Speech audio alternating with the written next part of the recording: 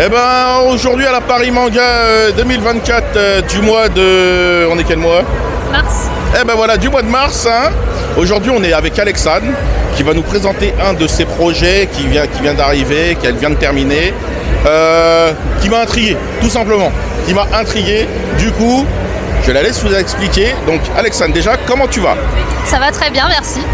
Alors, comment tu t'en sors là dans cette petite expo sympa, tout ça? Tu croises du monde, ça va? Il y a du monde qui vient? Alors plus aujourd'hui qu'hier. Aujourd'hui on va dire c'est un peu plus disparate sur la journée et du coup c'est plus agréable parce qu'hier on a eu un gros trou, on va pas se mentir, à partir de 15h30. Ça a été le rush le matin. Mais après voilà, c'est les salons, c'est comme ça. Finalement on sait jamais à quoi s'attendre et c'est ça qui est cool aussi, ça fait partie de la surprise. Donc contente d'être ici? Ouais, toujours. En vrai j'habite à côté donc voilà, c'est très confort pour moi de venir. Je veux dire j'habite à Levallois donc venir à Paris Manga c'est un peu une évidence. Logique, je comprends. Plus c'est proche, mieux c'est. Donc alors, tu vas nous présenter ton nouvel ouvrage qui s'intitule Tales of Charity. Il s'agit donc du tome 1 d'une trilogie donc, qui s'appelle Le Voyage de Kourou pour le tome 1. Et je présente du coup un peu le concept maintenant. Oui. Ouais. Alors déjà pour l'histoire, on est sur une œuvre qui est pas mal influencée par les jeux vidéo. Donc jeux plus contemplatifs du type Ori and the Blind Forest et de journée. Pour ceux qui connaissent, voilà, les petites références. D'ailleurs la couverture est un petit peu un hommage au jeu de journée, au jeu Ori puisque on représente une forêt qui est une forêt magique et dans Ori, toute la partie gameplay se passe justement dans une forêt. Là, tout le tome 1 se passe dans la forêt magique de Nicariel. Et on est dans le monde imaginaire de Primarune. On va accompagner donc Charity, qui est une jeune fille hypersensible de 9 ans. Cette jeune fille est accompagnée du pouvoir de l'éveil qui lui est procuré par son écharpe magique. Son écharpe qui s'appelle d'ailleurs de façon très poétique la tisseuse de mémoire. Et en fait, elle va rencontrer Kourou, donc le personnage qui est représenté sur la couverture à ses côtés. Kourou est son étoile guide. C'est un petit peu on va dire son animal totem qui l'accompagne un petit peu comme un mentor, sauf que ce mentor a aussi ses failles et ses faiblesses. Et Kourou, elle va le rencontrer justement dans la forêt de Nicariel. Tout commence en fait par une nuit d'orage où elle a cette intuition qu'elle doit se rendre dans cette forêt en pleine tempête. C'est ce qu'elle va faire, elle va écouter son intuition. Elle va donc rencontrer Kourou et c'est le début d'une grande quête pour rétablir l'harmonie du monde de Primarune. Donc il est question d'écologie, du fait de grandir, de confiance en soi, la thématique de la vie et de la mort aussi qui est abordée et tout ça en poésie et en sensibilité. Et le rôle de Charity dans tout ça, c'est qu'elle découvre qu'elle est une oracle de traverse. Donc c'est un rôle qu'on va un petit peu plus clarifier au fil des tomes. Et tout simplement, elle doit partir à la rencontre des gardiens. Alors les gardiens, il faut s'imaginer que c'est un petit peu comme des boss de jeux vidéo, à l'exception près qu'on ne tabasse pas ces gardiens. On va y aller un petit peu plus en douceur, on va justement chercher à apaiser leur cœur. Chaque gardien est un petit peu prisonnier d'une émotion ou d'un état particulier. Ça peut être la colère, la tristesse, le deuil. Et du coup, chaque livre va se pencher sur plusieurs gardiens qu'elle va être chargée d'apaiser avec le pouvoir de l'éveil pour établir l'harmonie dans le monde. Voilà. C'est une histoire qui est accessible à partir de 7-8 ans, qui peut être en lecture accompagnée. Et du coup, je vais montrer à la caméra, il y a un petit système de calques. Donc ça, c'est vraiment le concept original de l'histoire. On a en fait 10 calques qui vont être fournis à l'intérieur du roman. Et ces calques vont tout simplement servir à reconstituer les illustrations intérieures. Donc le roman, en fait, comprend 10 illustrations intérieures qui vont en fait pouvoir se compléter. Hop, alors. C'est-à-dire qu'il va falloir trouver quel calque correspond à quelle illustration. Et avec un jeu de superposition, on va venir révéler les détails cachés de chaque illustration.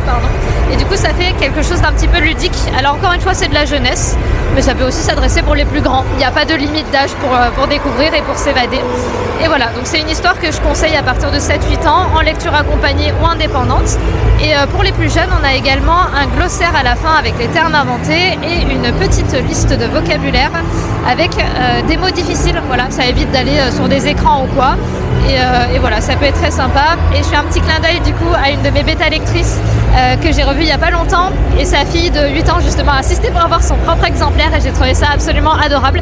Donc voilà, je fais un petit coucou à Karine et Arwen que j'apprécie tout particulièrement et qui m'ont aidé à finaliser un petit peu, à peaufiner cette histoire. Voilà.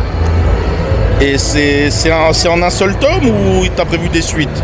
Alors c'est une trilogie. Le tome 2 est déjà écrit et en cours de correction. Le tome 3 est en cours d'écriture. Et voilà, c'est vraiment pensé à la base comme une trilogie. Il n'y aura pas de suite ou quoi que ce soit. L'idée, c'est que le premier tome est volontairement beaucoup plus léger, beaucoup plus lumineux. Même dans la couverture, ça se ressent. On a ce côté très magique puisque c'est le tome d'introduction. Donc là où Charity s'éveille à ses pouvoirs. Donc il y a un petit peu cette notion de je m'émerveille, je découvre, j'explore. Le tome 2 sera le plus sombre puisque c'est un petit peu la période de doute, puisque quand on grandit, on est aussi confronté à des responsabilités. On aborde notamment, comme je le disais, la thématique de la confiance en soi. Et Charity, c'est pas du tout un personnage super-héroïne qui va tout réussir du premier coup.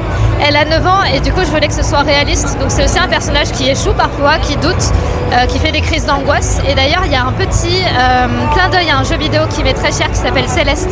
Dans Céleste, en fait, c'est un jeu de plateforme 2D. On a ce petit épisode où le personnage a une crise d'angoisse et on doit contrôler une plume pour faire en sorte justement de calmer la respiration du personnage. Donc il y a un petit clin d'œil dans une des illustrations par rapport à ça. Et donc le tome 3, c'est un petit peu la boucle est bouclée, donc on revient un petit peu à la lumière. Ça reste toujours un petit peu sombre à certains moments, mais c'est vraiment le tome de l'accomplissement. Voilà. D'accord. Et comment t'es venue l'idée là pour le calque, pour la superposition de l'histoire à quel moment ça a fait ding, on va faire ça comme ça? Alors j'aime toujours en fait faire des concepts un peu originaux, donc petit rappel à Everlight West qui a son propre univers étendu avec un jeu vidéo, des personnages qui brisent le 4e mur.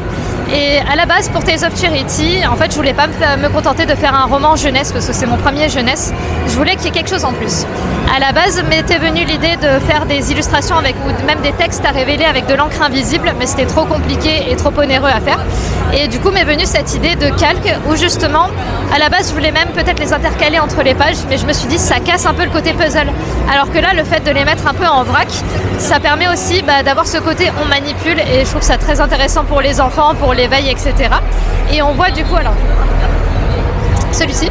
Donc en fait le livre dans sa version commercialisée est accompagné des calques à l'intérieur, il y en a 10. Et il y a également un élastique rouge qui fait rappel à l'écharpe de l'héroïne puisque c'est très important dans l'histoire.